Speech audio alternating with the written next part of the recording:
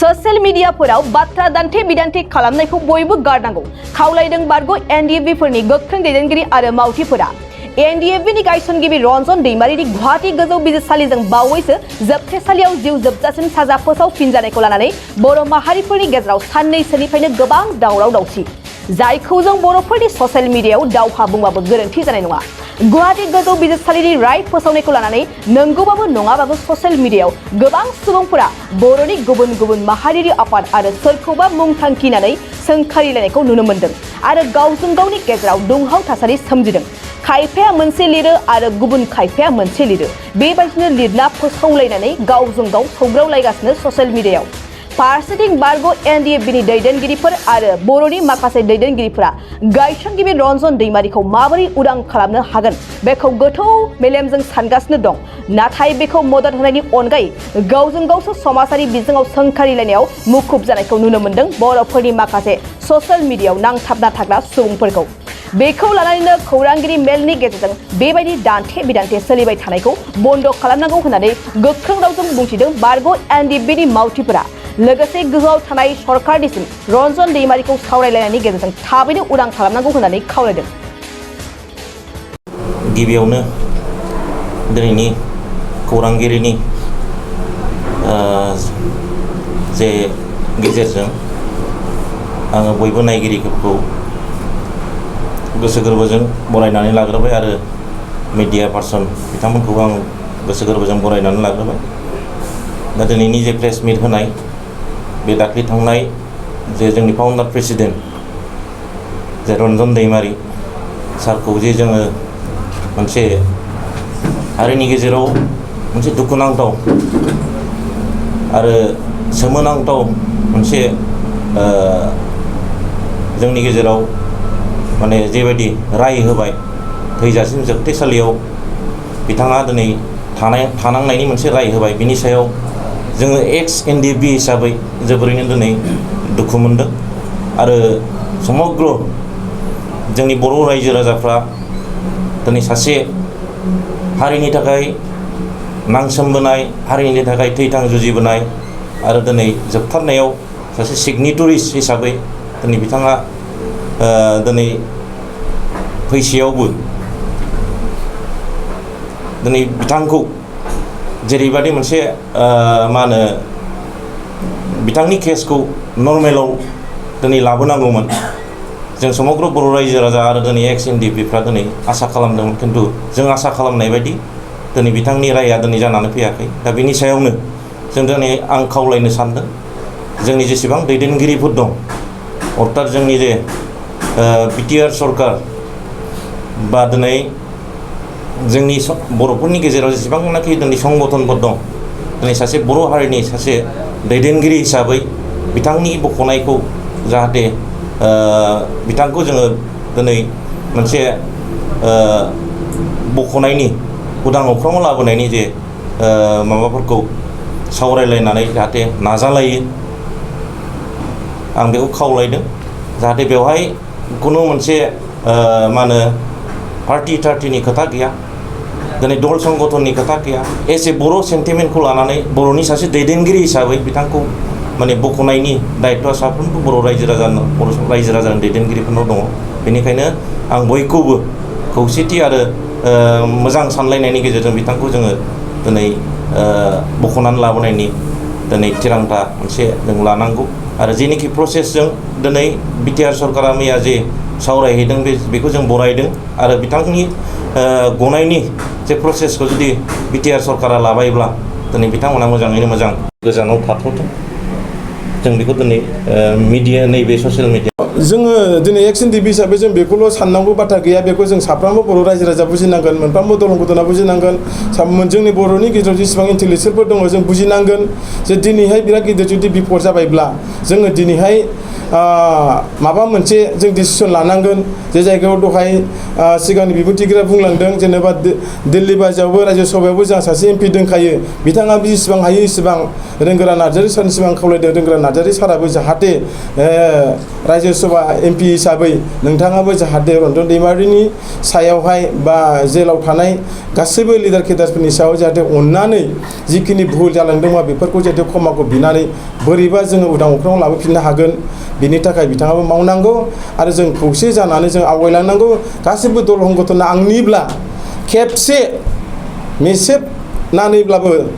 आगोलनि एना एनिखौ नागारजोबनानैब्लाबो जोङो खौसेयै मोनसे मा होनो बै समाव जेरै बिएनसि मोनसे सोदोब दङमोन बे बिएनसिनि सोदोबजों जों खौसेयै रन्जन दैमारि बा जेलाव थानायनि समस्याखौ जों सावरायनो थाखाय मोनसे परिबेस लानो हागोन नामा बेफोरखौबो जाहाथे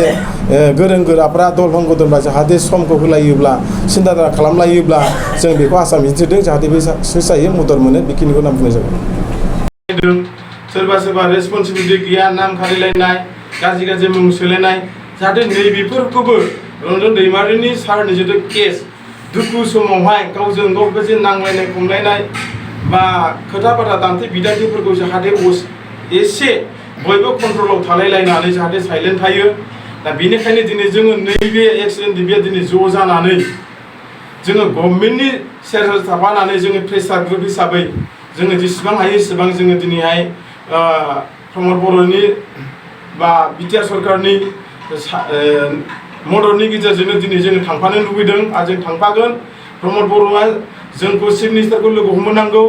चिफ मिनिस्टारखौ जोंखौ लोगो हमखांनाय जों चिफ मिनिस्टारजों जेला रायलायखांगोन रायलायखांनायनि उनाव आरोबाव जोङो माखासे दिल्लीनि हम मिनिस्टार अमित शाहजोंबो जोंखौ लोगो हमनांगौ जोंनि गेजेराव सुबिदा उसुबिदा माबोरै मावजायो माबोरै मावजाया मानि थाखाय बिदि जादों हयथ' बेफोरखौ जाहाथे जों एसेब्लाबो जों मिथिनो हायो जों आइडिया जों लानो हायो जों माखासे नीतिफोरखौ जों सोलाय सोल' खालामफिननो हायो बेनिखायनो दिनै जोङो बेसिकेलि एक्स-एन-डि-बिनिफ्राय जों जयेन्टलि दिनै बाव जोङो गोसो खुसियैनो नों आं गैयालासेनो दिनै जों बाव मोनसे प्रेस रिलिज होनाय जादों बेनिखायनो प्लिज प्रमद बर' चिफ नोंथाङा जाहाथे जोंखौ जोंनि नांगौ बायदि जाहाथे नोंथाङा जोंखौ मदद खालामो आरो चिफ मिनिस्टारखौ जोंखौ खेबसेबाबो लोगो हमनायनि थाखाय मदद खालामो आरो चिफ मिनिस्टार हेमन्त बिस्व शर्मा सारखौबो आङो खावलायदों जाहाथे साराबो जोंनि मोखांखौ नायनानै एक्स-एन-डि-बिनि 30 बोसोर दावहा नांनायखौ नायनानै बा बिटिआर एकर्ड थांनाय 2020 27 जानुवारि एकर्डनि माखासे रेसपन्सिबिलिटिखौ होनानै जाहाथे चिफ मिनिस्टाराबो साराबो जाहाथे दिल्लीयावहाय हम मिनिस्टार साहब बा प्राइम मिनिस्टार बिथांमोन जाहाथे लोगो हमनानै जोंखौ मोजां गाज्रि मोनसे खबर लानानै जाहाथे मोनहोनो हायो बे मोजां गाज्रि रिपर्टखौनो जाहाथे जोङो माबोरै मावजाया बेखौ जों समाजनि गेजेराव मावलांनो ज'यैनो जों खामानि मावलांनो थाखाय जों नाजादों बेनिखायनो प्लिज आं बेखौनो खावलायदों बयबो जोंनि गेजेराव ससियेल मिडियायाव होलायनायफोरखौ जाहाथे होलायोब्लाबो गावजों गाव जाहाथे एना एनि खोथाफोरखौ बुङालासेनो दिनैनिफ्राय एसे साइलेन्टआव थानानै मावगोन बेखौ मिजिंथिदों साइलेन्टआव थानानै खोथा बुंगोन बेखौ मिजिंथिदों आरो प्रमद बर' सारनि सायाव जों 100% बिसास जादों जाहाथे सारा जोंनि नांगौ समाव जों लोगो हमनाय समाव जाहाथे सारा जोंनो टाइम टेबोल होयो जों बेखौ आसा थिदों नङाब्ला जोंनि नांगौ बायदि समाव जुदि टाइम टेबोल जुदि रायलायनो थांनो जुदि होआब्ला नोंथाङाबो सानसे समावहाय बर' रायजो राजाजों दुखु मोनजागोन आरो जोंनि जुदि मावनो थांनाय बेखिनि समावहाय जुदि जोंबो समा जुदि बेबायदि बेक जालांबाय थायोब्ला नोंथाङाबो जोंनो मालाबा समाव दोखा जानानै जुदि जोंखौ लिंहरफिननांगौबा हयथ' बे टाइमा जुदि मिलायाबा हयथ' प्रब्लेमबो जाहैनो हागौ बेनिखायनो प्लिज अननानै गिदिर जुदि बिपद जाबायब्ला जोङो दिनैहाय माबा मोनसे जों डिसिसन लानांगोन जे जायगायाव दहाय सिगांनि बिबुंथिगिरिया बुंलांदों जेनेबा दिल्ली बायजोआवबो रायजो सभायावबो जोंहा सासे एमपि दंखायो बिथाङाबो जेसेबां हायो एसेबां रोंगोरा नार्जारि सारनि सिगां खावलायदों रोंगोरा नार्जारि साराबो जाहाथे रायजो सभा एमपि हिसाबै नोंथाङाबो जाहाथे रन्जन दैमारिनि सायावहाय बा जेलाव थानाय गासैबो लिडार केडारफोरनि सायाव जाहाथे अननानै